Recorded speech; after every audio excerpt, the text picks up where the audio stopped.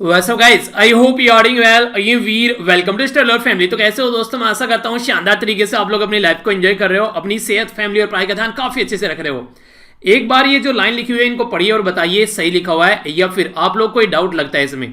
अगर सही दिशा और इसी के साथ में सही समय का ज्ञान न हो तो उगता हुआ सूरज भी डूबता हुआ नजर आता है। अगर इंसान जो है अपनी जो एनर्जी है उसको एक ऐसी दिशा में लगाएगा जहां से वो एक सही डायरेक्शन में नहीं चल पाएगा।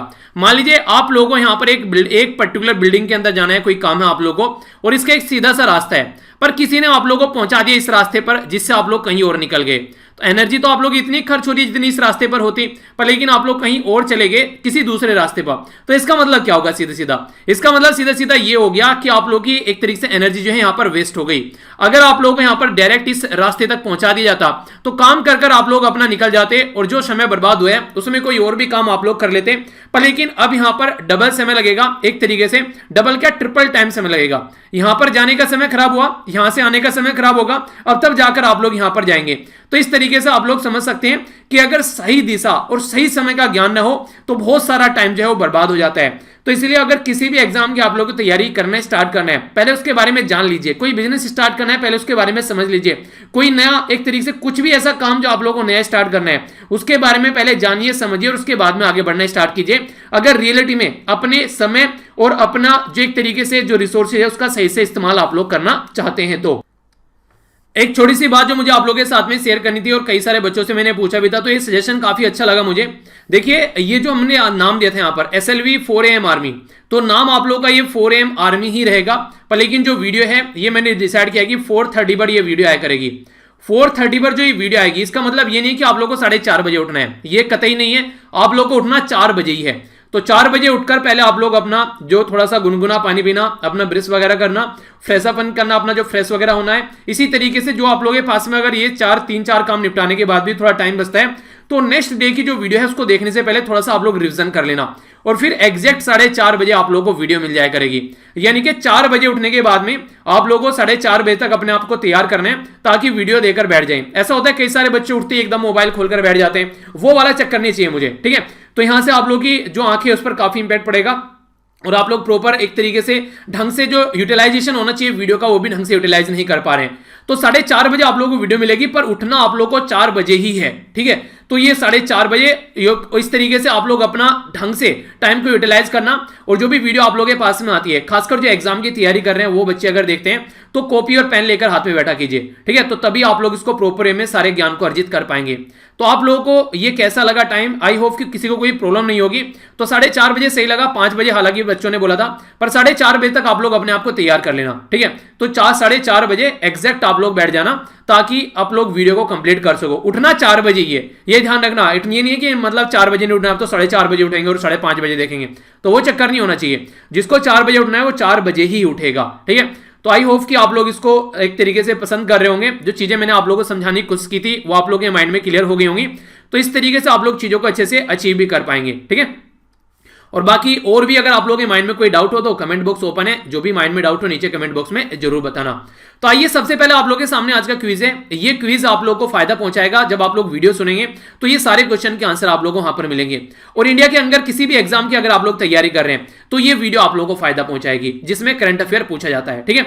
सबसे पहले बात करते हैं, आप लोगों को बताना है कि USNIC क्या है। इसके द्वारा अभी कंफर्म किया गया है यहां पर एक काफी बड़ा यानी कि एक जायंट एंटार्क्टिक आइसबर्ग मतलब एक बर्फ का टुकड़ा टूटकर जिसका नाम है A68A, ठीक है। तो एक कैपिटल A 68 यानी कि 68 और फिर A हो गया, ये स्मॉल A हो गया, ये इसका नाम है। तो ये कोज ऑफ कंसर्न है किसके लिए? ये साउथ जॉर्जिया जो आइलैंड है उसके लिए कोज ऑफ कंसर्न है। आखिर क्यों कोज ऑफ कंसर्न? ये इसलिए क्योंकि ये यहां से टूटकर, जहां से अंटार्कटिका वाले पोर्शन से टूटकर ये साउथ जॉर्जिया की ओर बढ़ रहा है और इसका साइज इतना है कि इसको नुकसान पहुंचा सकता है इस आइलैंड को। तो साउथ जॉर्जिया जो है ये किस पर्टिकुलर कंट्री के अंडर में आता है, जिसको BOT के नाम से जाना जाता है। तो BOT की भी फुल फॉर्म आप लोगों को बताना है। तो आधा तो हिंट आप लोगों को यहीं पर ही मिल जाता है, पूरे क्वेश्चन का आंसर नहीं, हल्का सा तो आप लोगों को फिर भी आइडिया मिल जा रहा है। BOT के बारे में अगर जानते हैं तो क्वेश्चन का आंसर आप लोग दे पाएंगे।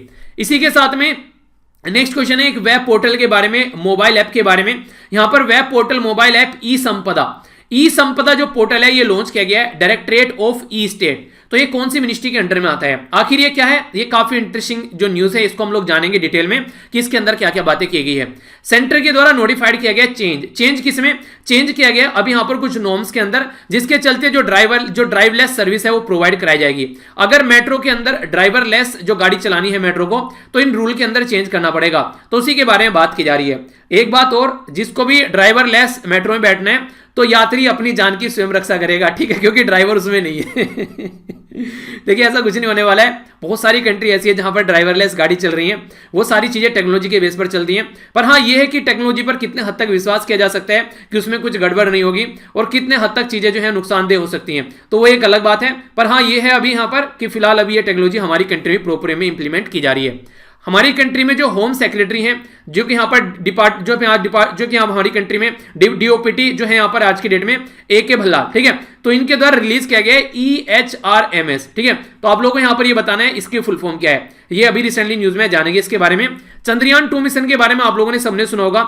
चंद्रयान 1 जो मिशन है वो हमारी कंट्री में कब लॉन्च किया गया था इसरो के द्वारा, ये इंडियन स्पेस रिसर्च ऑर्गेनाइजेशन के द्वारा लॉन्च किया गया था। और कब तक इसका टाइम ड्यूरेशन रहा, आज की डेट में भी चंद्रयान 2 के द्वारा, जो चंद्रयान 1 के द्वारा जो स्टडी की गई थी, उनको ऑल ओवर वर्ल्ड में यूज किया जाता है स्टडी करने के लिए फर्दर जो चांद की, ठीक है। तो इसके बारे में आप लोगों को बताना है।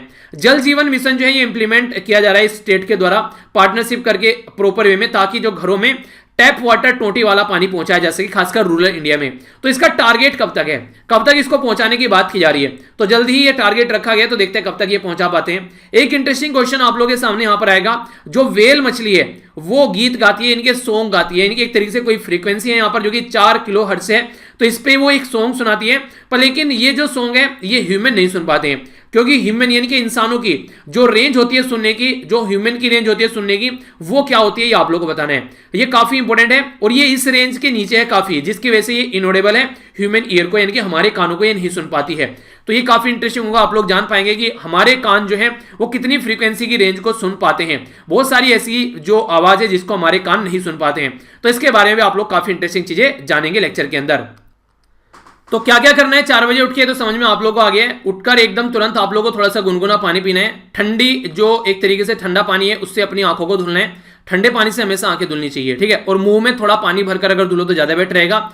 इसी के साथ में फिर आप लोग फ्रेश होइए अच्छे से, उसी के साथ में फिर अपना अगर थोड़ा टाइम बचता है हल्का फुल्का सा कुछ खा भी लीजिए, फ्रूट्स वगैरह, अगर आप लोगों ने चने वगैरह भिगो रखे हैं, इस तरह की चीजें आप लोग हल्का फुल्का सा वो भी ले सकते हैं। इसके बाद में फिर बैठकर थोड़ा सा रिविजन कर लीजिए। एग्जैक्ट 4:30 बजे आप लोगों को ये वीडियो देखने को मिल जाएगी, ठीक है।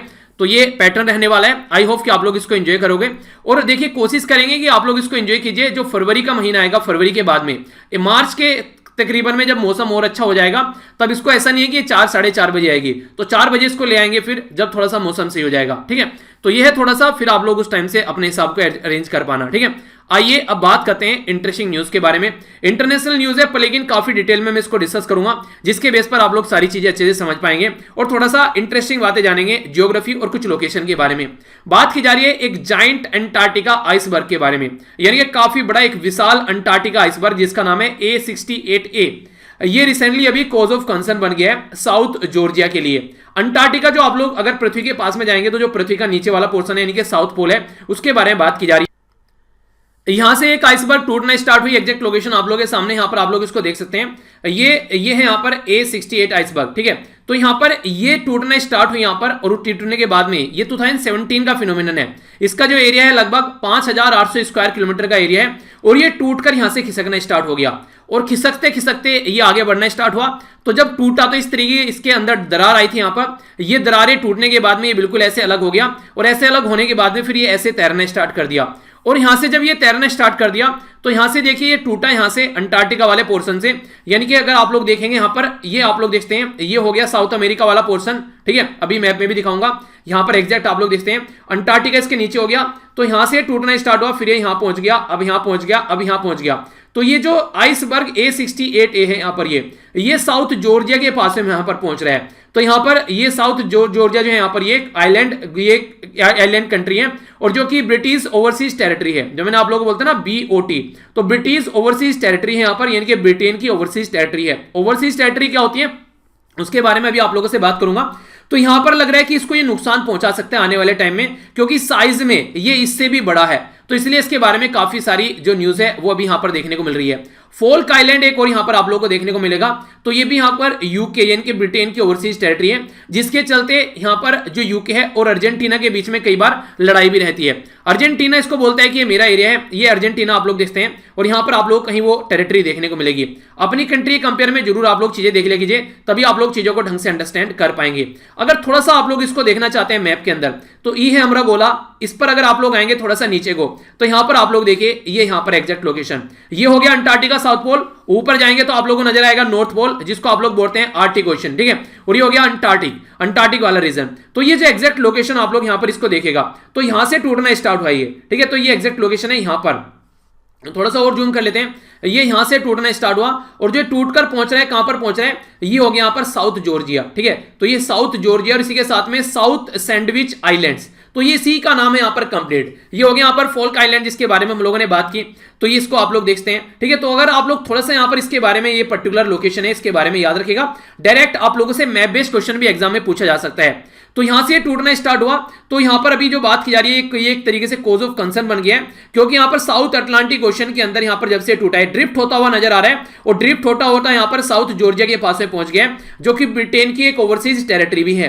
तो अगर यहां पर जाकर इससे टकराता है, तो काफी ज्यादा इंपैक्ट देखने को मिल सकता है। इसकी वजह से जो अबंडेंस यहां पर काफी लार्ज स्केल पर जो वाइल्ड लाइफ है, उसके ऊपर भी इसका नुकसान यहां पर देखने को मिल सकता है। तो अब देखने वाली बात यहां पर यह है कि किस तरीके से आगे बढ़ रहा है, तो इस तरीके से यहां पर किस तरीके से कंडीशन आगे चल रही है, आइसबर्ग जो ट्रेवल कर रहा है, तो यहां पर ओशियन करंट की हेल्प से ये आगे बढ़ता हुआ नजर आ रहा है। ज्योग्राफी में आप लोगों ने पढ़ा होगा ना ओशियन करंट, कई सारी ओशियन करंट आप लोगों ने पढ़ी होगी, तो उसी के चलते यहां पर बात की जा रही है।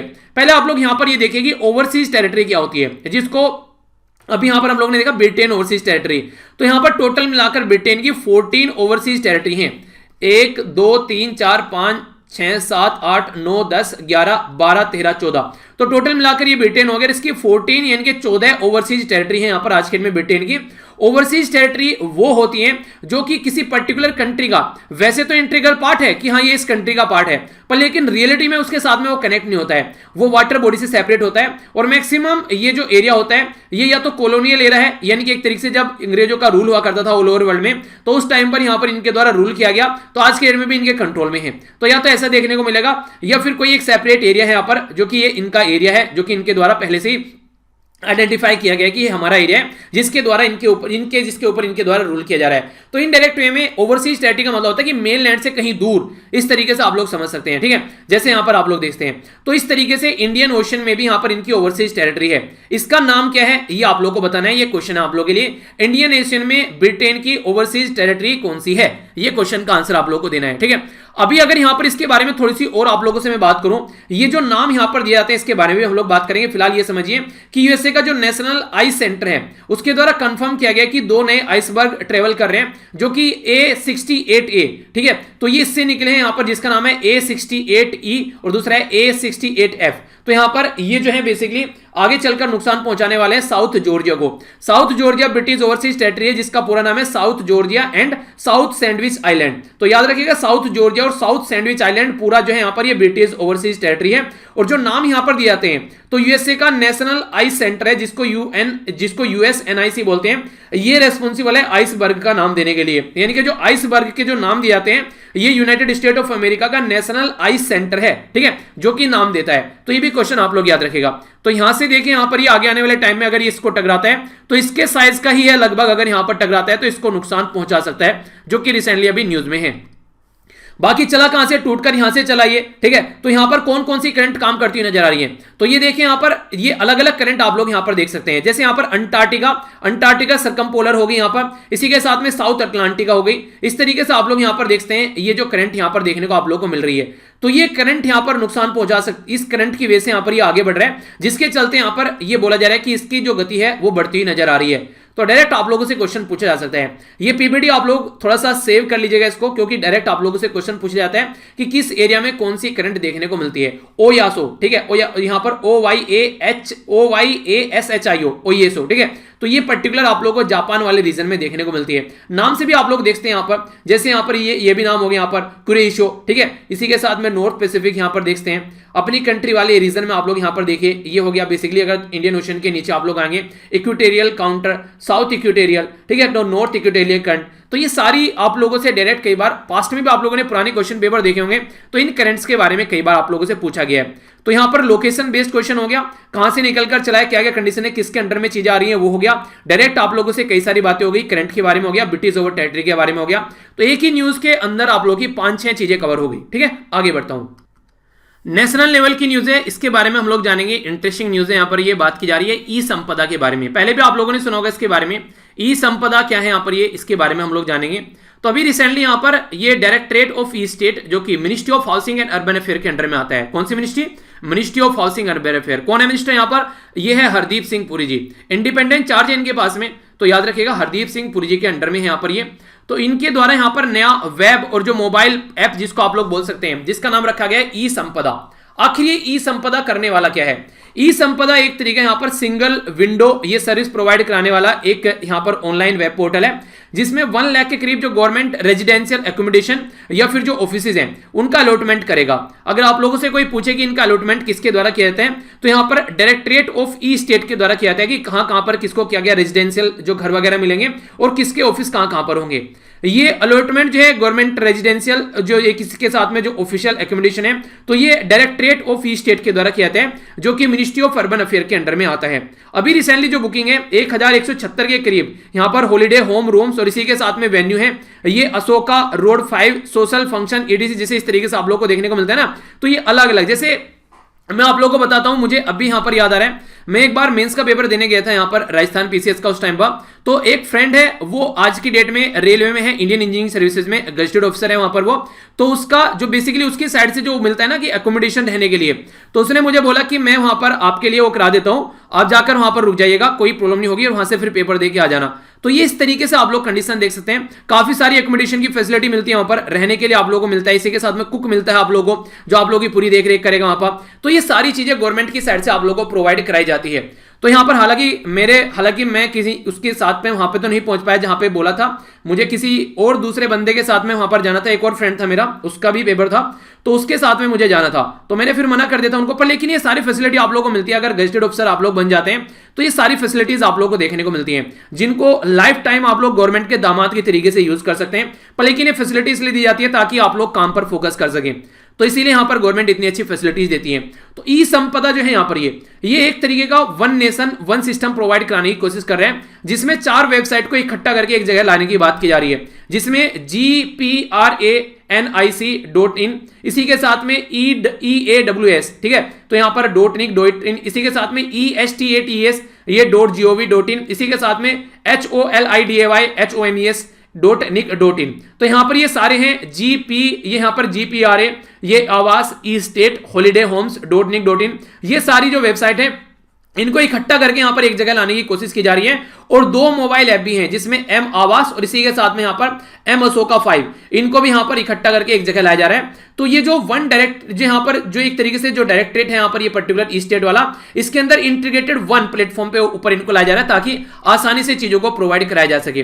तो आप लोग बोल सकते हैं कि वो नहीं कहते कि जगह जगह चीजें बिखरी पड़ी हैं, एक जगह इकट्ठा करके ले आते हैं। तो इस तरीके से यहां पर आप लोग इसको समझ सकते हैं, ठीक है।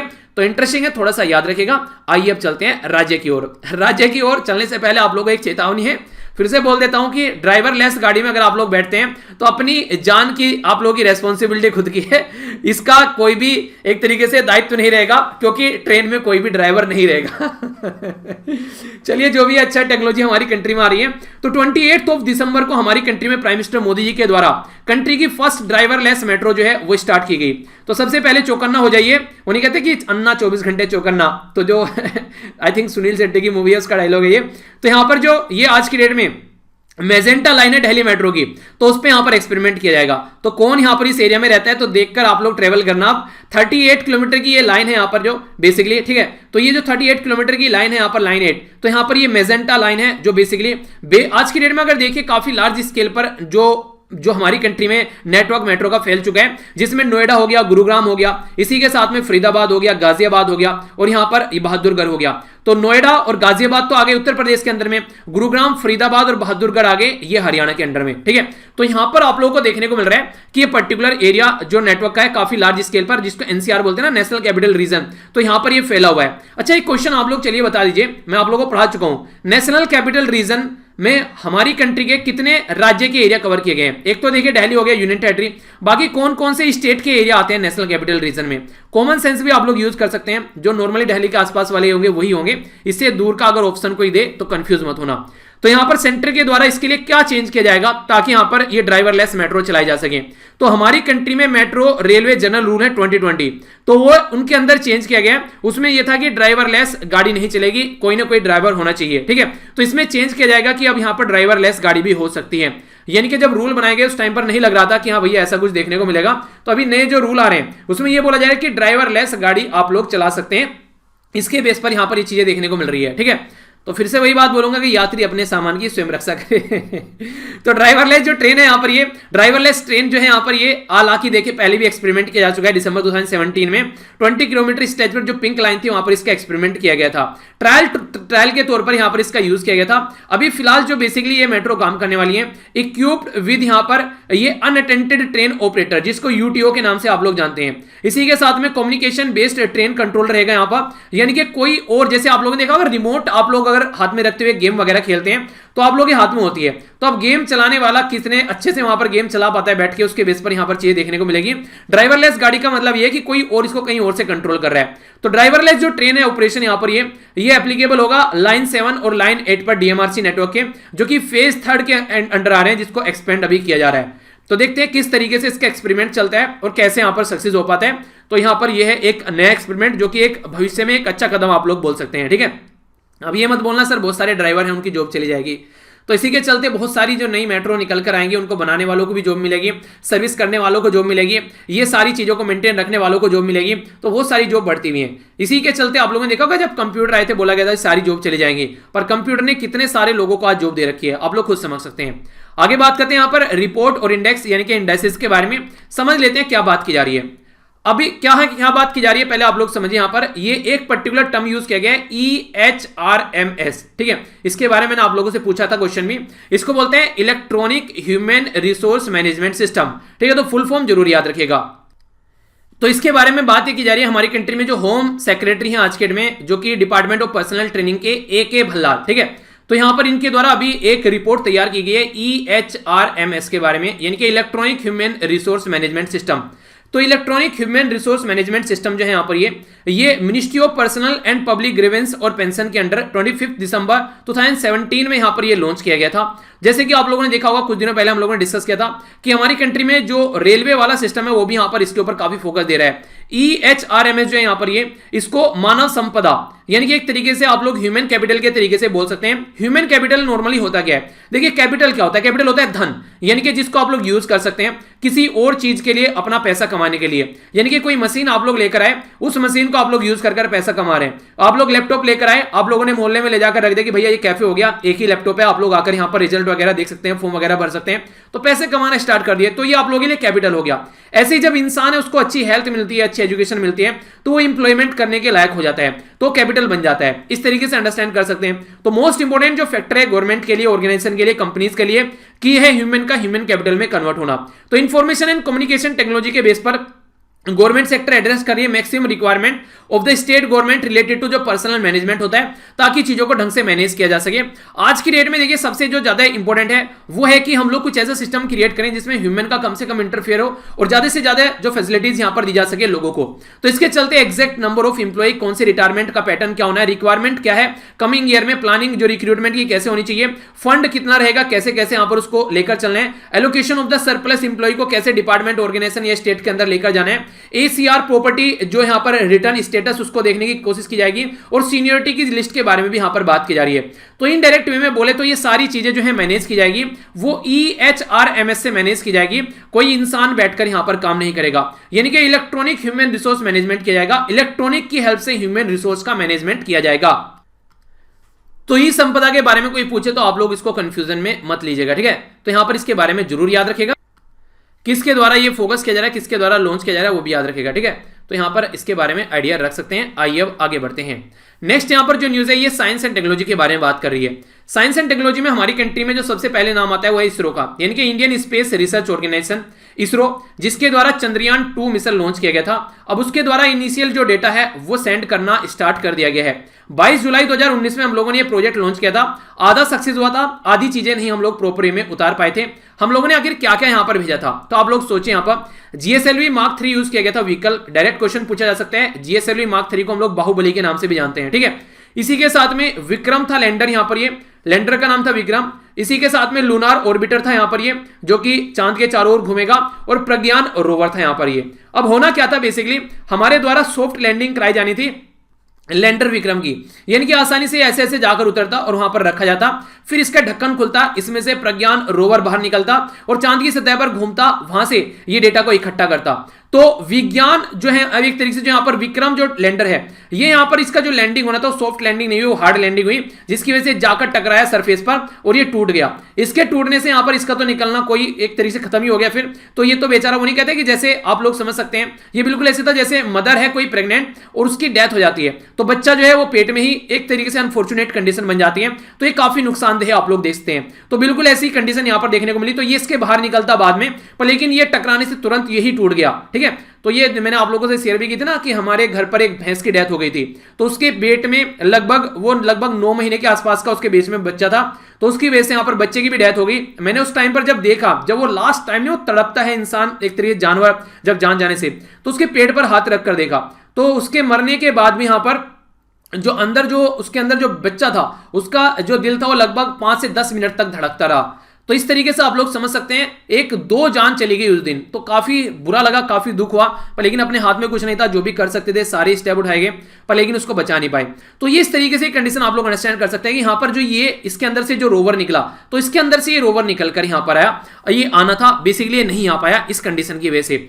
तो यहां पर जो अभी रह गया तो बच गया अकेला यहां पर जो ये ऑर्बिटर जो यहां पर बेसिकली जो इंफॉर्मेशन भेज रहा है, तो उसी का डेटा पृथ्वी पर आना स्टार्ट हो गया है। तो यहां पर इसी के बारे में इसरो के द्वारा जो कॉल लेवल 0 और लेवल 1 डेटा जो है यहां पर ये प्रिपेयर किया जा रहा है, जो रिलीज किया जा रहा है वहां से, तो जनता के सामने डेटा निकल कर आ रहा है, जिसको हम लोग प्लेनेटरी डेटा सिस्टम 4 यानी कि PDS-4 के स्टैंडर्ड के नाम से इसको नाम दे रहे हैं। इसी के साथ में यहां पर जो ISSDC इसको बोलते हैं Indian space science data centre, ठीक है।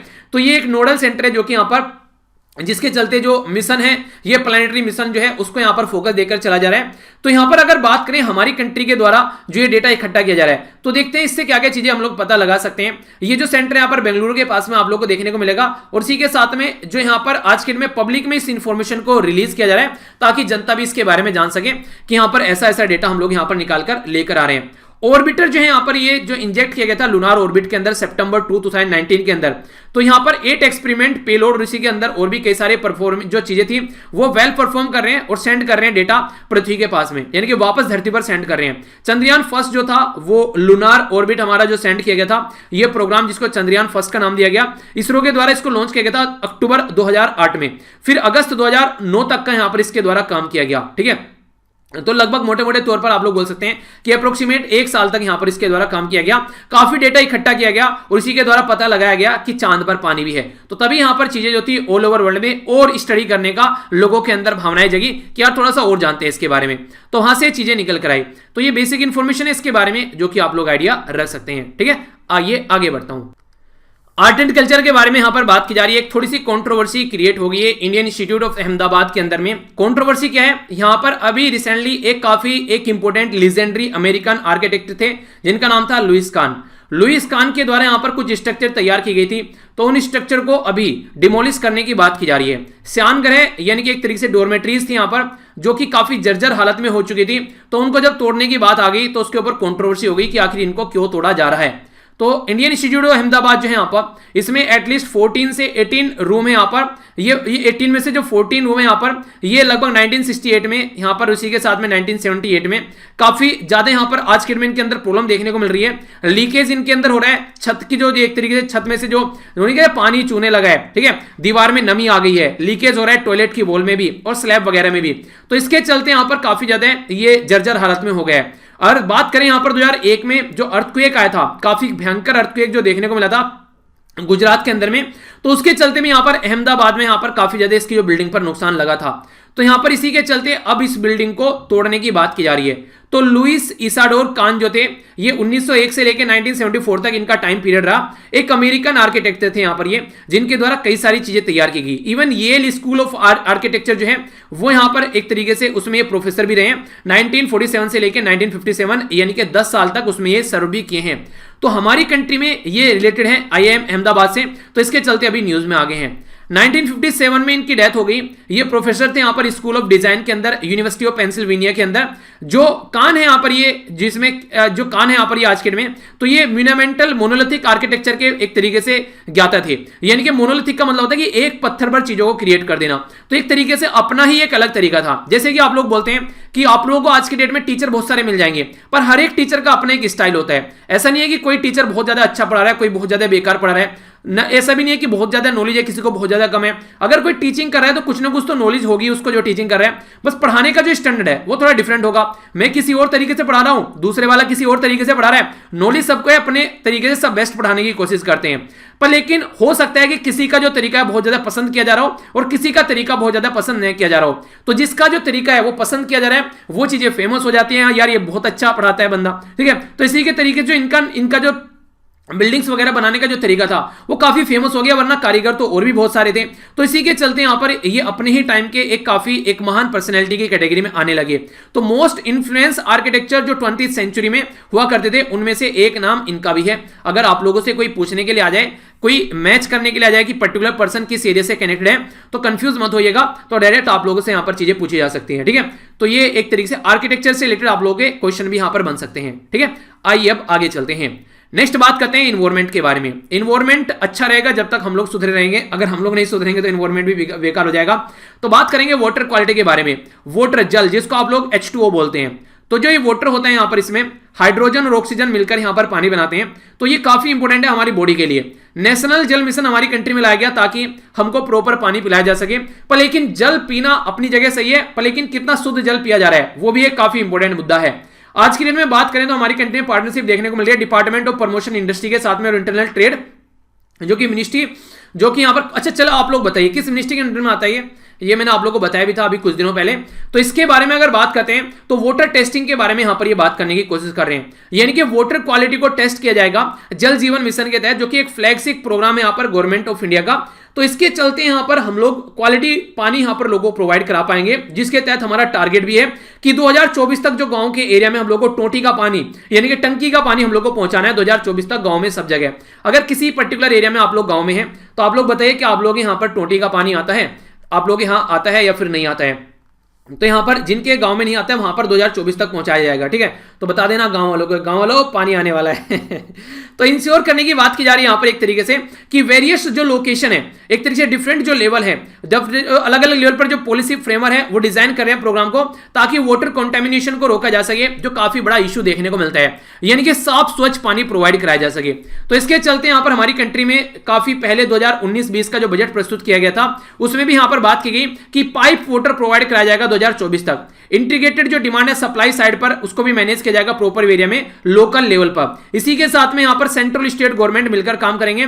और नेक्स्ट यहां पर बात की जा रही थी कि वाटर हार्वेस्टिंग के ऊपर भी फोकस दिया जाएगा, यानी कि जो पानी है उसको भी सेफ रखना है। ऐसा नहीं है कि बस ऐसे ही काम करना है, तो पानी भी सेफ होना चाहिए, उसके ऊपर भी काम किया जाएगा। तो ये सारे मुद्दे हैं। तो यहां पर एक तरीके से यूनिफॉर्म ड्रिंकिंग वाटर जो क्वालिटी है प्रोटोकॉल 2019 उसके हिसाब से कोशिश की जा रही है कि सबको अच्छा पानी मिले। और जो BIS है जो यहां पर एक तरीके से जो आप लोग बोलते हैं कि एक अच्छा स्टैंडर्ड होना चाहिए पानी का, ठीक है, तो उसके बेस पर भी यहां पर काम किया जाएगा।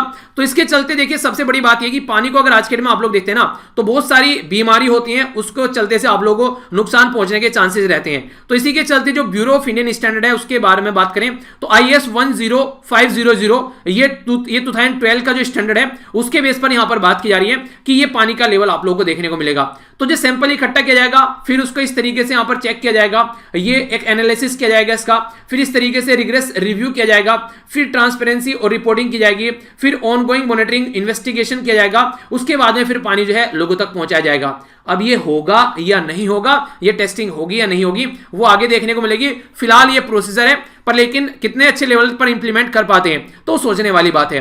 तो इसके बारे में आप लोग थोड़ा सा आइडिया जरूर रखिएगा। तो ये काफी इंपॉर्टेंट है हमारी कंट्री में, खासकर जो पानी का लेवल जो है बहुत सारे लोगों को प्रॉपर नहीं मिल पाता है, जिसके चलते बहुत सारी दुनिया जो है आज के डेट में कई सारी बीमारी से जूझती रहती है। एक और इंपॉर्टेंट छोटी सी बात यहां पर, जो जल जीवन मिशन है यहां पर, ये जल शक्ति मिनिस्ट्री के अंडर में आता है। जो रिसेंटली अभी ये मिनिस्ट्री क्रिएट की गई थी ना, ये ज्यादा पुरानी नहीं है, जिसके बारे में मैंने आप लोगों को पहले ही बताया। तो ये थोड़ी छोटी बातें हैं यार, रिवीजन आप लोग करते रहेंगे तो लंबे समय तक आप लोग याद रख पाएंगे, वरना फिर भूल जाएंगे। तो इसीलिए रेगुलर एक काफी इंटरेस्टिंग चीज लगी, मैं आप लोगों के मैसेज देख रहा था, कुछ ऐसे भी बच्चे हैं जो आज की डेट में, जैसे मान लीजिए 29 दिसंबर हो गया, तो कई सारे बच्चे ऐसे हैं जो पीछे बची हुई, यानी कि लगभग यहां पर 13 तारीख की वीडियो देख रहे हैं, कोई 12 तारीख की वीडियो देख रहा है, उसके नीचे कमेंट कर रहे हैं। तो काफी अच्छा लगा मुझे कि आप लोगों की अगर कोई वीडियो छूट जाती है तो आप लोगों को याद रहती है और आप लोग उसको जाकर देखते हैं। ये काफी इंपॉर्टेंट है, क्योंकि अगर छूट गई, कई सारे लोग ऐसे होते हैं छूट गई यार आगे की देखते हैं, वो वाला जो रवैया होता है ना, वो नुकसानदेह होता है। और इसी के साथ में एक और इंपॉर्टेंट बात, अगर पॉलिटी की जो वीडियो है पुरानी, अगर उनका जाकर आप लोग रिवीजन कर रहे हैं तो उसके नीचे डन लिख दिया करें, ताकि मुझे पता चलता रहे कि पॉलिटी भी आप लोग रिवाइज कर रहे हैं। जैसे लेक्चर हो गया तो डन लिख देना, या फिर रिवीजन एक बार हो गया तो डन 1 लिख देना, डन 2 इस तरीके से लिखना, ताकि मुझे पता चलता रहे कि पॉलिटी भी आप लोग रिवाइज कर रहे हैं। कई सारे बच्चे रिवाइज कर रहे हैं, मैं देख रहा हूं, जिसे कमेंट आ रहे हैं, जो क्वेश्चन पूछे उनके आंसर दे रहे हैं। तो अच्छा लगता है इस तरीके से आप लोग पढ़ाई अच्छे से करते हो, जब मुझे मोटिवेशन मिलता है। ठीक है, एजुकेशन के बारे में बात करते हैं तो हमारी कंट्री में जो ministry of skill department and entrepreneur है, उसके द्वारा पहला बैच जो है Indian institute of skill in Mumbai, तो उसके बारे में बात की जा रही है। तो फर्स्ट बैच जो है यहां पर, उसके बारे में बात की जा रही है। तो ये जो ज्वाइंट इनिशिएटिव था किसका, ये ministry of skill development and entrepreneurship और Tata Indian institute of skill, इसके द्वारा मिलकर यहां पर काम किया गया था। तो जो फर्स्ट बैच है यहां पर Tata Indian institute of skill के बारे में बात की जा रही है। ये 2 कोर्स यहां पर देखने को मिल रहे हैं, फैक्ट्री ऑटोमेशन के चलते यहां पर एक तरीके से, और इसी के साथ में फ्यूचर जो कोर्स रहेगा वो स्मार्ट मैन्युफैक्चरिंग के बारे में बात करेगा, जिसके चलते इंडस्ट्री 4.0 के तहत टेक्नोलॉजी और एप्लीकेशन वगैरह सामने निकल कर आएंगे। यानी कि कहने का मतलब ये, देखिए अगर आज के डेट में आप लोग पढ़ाई करते हैं, आप लोगों ने ग्रेजुएशन कर ली, ग्रेजुएशन करने के बाद में कोई आप लोगों से नहीं पूछेगा कि आप लोग कौन सी जॉब करोगे, क्योंकि आप लोगों के पास में कोई स्किल नहीं है। पर लेकिन अगर ग्रेजुएशन के साथ में आप लोगों को कोई स्किल भी प्रोवाइड करा दी गई, तो आप लोगों का जीएस हो गया, यानी कि जनरल स्टडी हो गया यानी कि ग्रेजुएशन के साथ में स्किल भी आ गई, तो अब आप लोग एक तरीके से कुछ ना कुछ ट्रेनिंग आप लोगों को मिल चुकी है, तो अब आप लोग डायरेक्ट जाकर कहीं पर जॉब कर सकते हैं। आज के डेट में हमारी कंट्री में कोई पीएचडी भी कर ले तो उसकी भी गारंटी नहीं है कि उसको जॉब मिलेगी। तो ये गलत इस तरीके का सिस्टम है, जिसके चलते मोटिवेशन नहीं आ पाता है बच्चों के अंदर कि वो क्या करें। पता चला कि यार सब कुछ करने के बाद भी जॉब नहीं मिल रही है, तो वो बुरी कंडीशन हो जाती है। तो कहीं ना कहीं ये कॉन्फिडेंस जगा पाएंगे, जिसके चलते एक अच्छी चीज आप लोग बोल सकते हैं।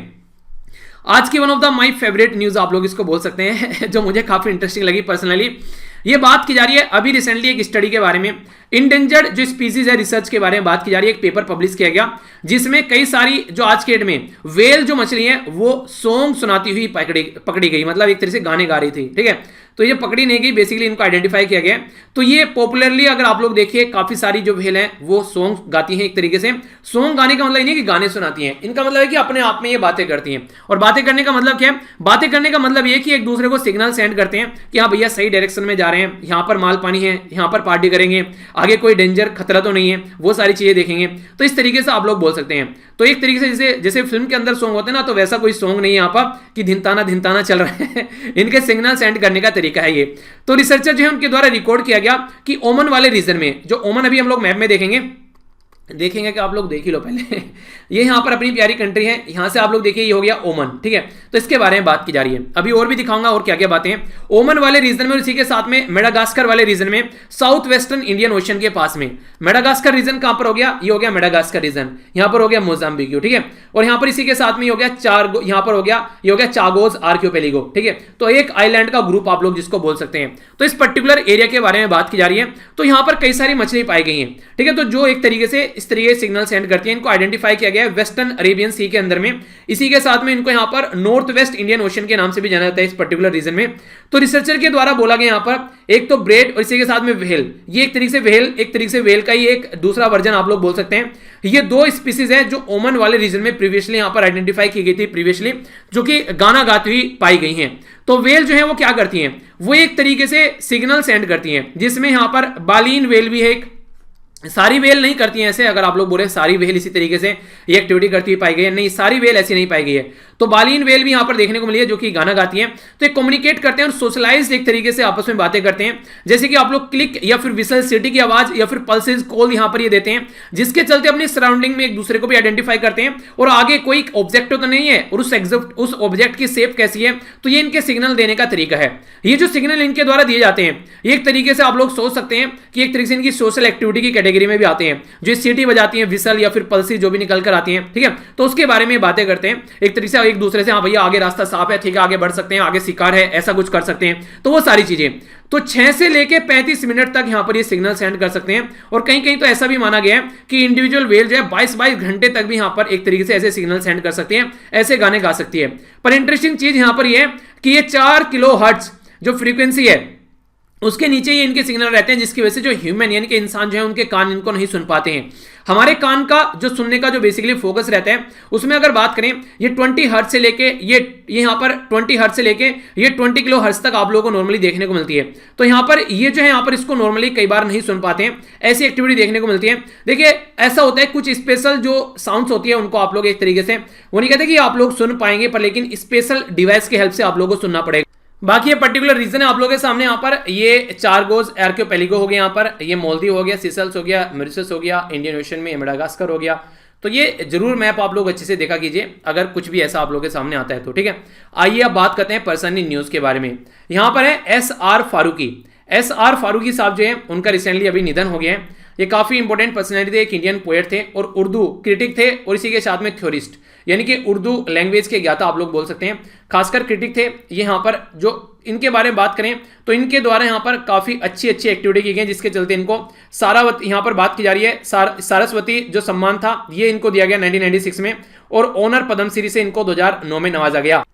कुछ और इंटरेस्टिंग बातें, इनका जो फुल नेम था ये था शमसूर रहमान फारूकी, ठीक है। तो यहाँ पर ये इनका फुल नाम था। 1935 से लेकर 2020 तक का इनका टाइम ड्यूरेशन रहा। इसी के साथ में दास्तान गोई, ठीक है, 16th सेंचुरी में उर्दू जो ओरल स्टोरी टेलर आर्ट था यहाँ पर ये इससे भी कनेक्ट रहे हैं। SR फारूकी जो थे ये काफी इंपॉर्टेंट रोल इनका रहा 21st सेंचुरी में इस चीज को रिवाइव करने में। इसी के साथ में यहाँ पर इनके द्वारा कई चांद थे सारे आसमान, ठीक है। तो ये इनके द्वारा यहाँ पर जो इनका खुद का नोवेल भी था द मिरर ऑफ ब्यूटी, ये कई सारी एक्टिविटी इनकी देखने को मिली, तो यहाँ पर जो इनके द्वारा स्टार्ट किए गए थे। तो रिसेंटली अभी इनकी डेथ हो गई है। तो डायरेक्ट क्वेश्चन अगर आप लोगों से बन जाए तो कोई कंफ्यूजन नहीं होना चाहिए, कई बार डायरेक्ट क्वेश्चन आप लोगों से पूछ लिए जाते हैं, ठीक है। तो ये था टोटल आज का डिस्कशन। मैं आशा करता हूं कि आप लोगों ने इसको अच्छे से एंजॉय किया होगा। इसी तरीके से चीजों को एंजॉय करते रहिए। कुछ क्वेश्चंस भी मैंने आप लोगों से यहाँ पर पूछे थे, तो अनुराधा कुमारी के द्वारा अच्छे से आंसर यहाँ पर दिए गए। क्रूड ऑयल के बारे में पूछा था, तो इराक से हम लोग काफी लार्ज स्केल पर क्रूड ऑयल आज के डेट में इंपोर्ट कर रहे हैं। सऊदी अरेबिया से भी काफी इंपोर्ट किया जाता है, और ईरान जो है ये कहीं ना कहीं और नीचे पहुंच गया है। जीएसटी इंप्लीमेंट किया गया था यहाँ पर 2017 में। आज के डेट में 0, 5, 12, 18, 28 की स्लैब हमारी कंट्री में देखने को मिलती है। हालांकि सेस भी लगता है जिसको आप लोग टैक्स ऑन टैक्स बोलते हैं, ठीक है। जीएसटी जो काउंसिल है उसमें अगर आज की डेट में आप लोग देखें, आज के डेट में जीएसटी जो काउंसिल है उसके जो चेयरपर्सन होते हैं वो फाइनेंस मिनिस्टर आप लोगों को देखने को मिलते हैं, ठीक है। इसी के साथ में यहाँ पर अगर जीएसटी के बारे में बात करें, वही डिसाइड करती है कि क्या क्या रेट रहना है और क्या क्या चीजें चलती हैं। तो ये कुछ बेसिक चीजें हैं जो आप लोग याद रखिएगा। बाकी मैंने आप लोगों से वोल्केनो के बारे में पूछा था यहाँ पर, तो एक्टिव, डोरमेंट और एक्सटेंट होते हैं। एक्टिव मैंने बोला था जो सुबह 4 बजे उठ जाते हैं, डोरमेंट होते हैं जो कभी कभी उठते हैं, और एक्सटेंट होते हैं जिनको लगा है कि भैया उठ ही नहीं पाएंगे, ठीक है। तो आप लोगों से मैंने पूछा था कौन सी कैटेगरी में आते हैं, तो ये काफी इंटरेस्टिंग था। आप लोग एक्टिव में आना चाहते हैं तो आप लोग भी थोड़ी सी और जद्दोजहद कर सकते हैं, ठीक है। तो जो ये वीडियो है अब आप लोगों को 4:30 बजे देखने को मिलेगी। तो इसका मतलब ये कि 4 बजे उठकर अपने आप को 4:30 बजे तक आप लोगों को तैयार करना है, ठीक है। और सबको कसम है अगर आप लोगों ने कुछ भी यहाँ पर एक तरीके से जरा सी भी एक चीटिंग वगैरह करने की कोशिश की, ठीक है। तो भाई ये बात करते हैं क्या क्या डिस्कस किया। इंटरनेशनल न्यूज में काफी डिटेल में हम लोगों ने समझा। आई होप कि माइंड में बिल्कुल क्लैरिटी अब आप लोगों की आ गई होगी, सारी चीजें हम लोगों ने जानी। नेशनल न्यूज में हम लोगों ने यहाँ पर समझा ई संपदा के बारे में डिटेल में। स्टेट न्यूज में बिना ड्राइवर की ट्रेन चल रही है तो देख लेना अपना जुगाड़ अपने आप लोग, ठीक है। EHRMS के बारे में जाना डिटेल में। साइंस एंड टेक्नोलॉजी में इसरो के बारे में समझा, चंद्रयान 2 और फर्स्ट के बारे में थोड़ा जाना। आर्ट एंड कल्चर में ये हम लोगों ने जाना यहाँ पर इंडियन इंस्टीट्यूट ऑफ मैनेजमेंट के बारे में। इसी के साथ में हम लोगों ने यहाँ पर लुइस कान के बारे में जाना, तो काफी इंपॉर्टेंट पर्सनैलिटी थे। इन्वायरमेंट के बारे में जाने तो वाटर क्वालिटी के बारे में जाना, जल जीवन मिशन के बारे में जाना। एजुकेशन के बारे में बात करें तो यहाँ पर स्किल के बारे में बात की। इकोलॉजी के बारे में बात करें तो फिश के गाने भी मैंने आप लोगों को सुनाए। आई होप कि आप लोगों ने एंजॉय किया होगा, कुछ लोकेशन देखी। और पर्सन इन न्यूज में हम लोगों ने यहाँ पर एक पर्टिकुलर पर्सनैलिटी के बारे में जाना।